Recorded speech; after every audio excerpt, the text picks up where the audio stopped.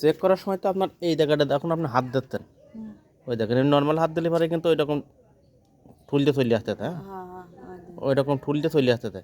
কিন্তু এই জায়গা হাত দিয়ে তো এই পিছনে হাত দিয়ে ছাগলের ওইভাবে বোঝা যাবে না, তাতে ওর অ্যাবর্শন হয়ে যায়। সেই ক্ষেত্রে আপনি বুঝতে পারবেন যে বাচ্চা অ্যাবর্শন হয়ে যাচ্ছে, তখন ময়লা কাটবে, বিভিন্ন রকম লক্ষণ দেখা দেবে, তখন আপনি নিজের থেকে বুঝতে পারবেন যে আমার ধারের বাচ্চা থাকবে না। কিন্তু এই অবস্থায় চেক করে বোঝা যায় না যে ছাগলের বাচ্চা মারা গেছে। তাহলে আপনি নিজেও এখন দেখেন, আপনি নিজে বুঝতে পারতেছেন না বাচ্চা এই দেখে নড়তেছে, ওই দেখে টাকা থাকেন, টাকা থাকলে ওই এইখান থেকে ওই দেখেন বাচ্চার যখন নড়ে আসে না, একদম পরিষ্কারভাবে নড়াচড়া বোঝা যায়।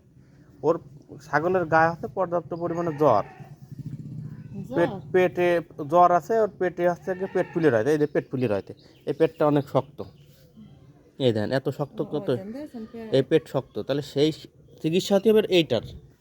কিন্তু সেইটা না দিয়ে যদি বাচ্চা মারা গেছে, বাচ্চা মারা দেওয়ার অ্যাবর্শন আর ওষুধ দিয়ে থাকে, তাহলে তো সেই ক্ষেত্রে রিস্ক আছে।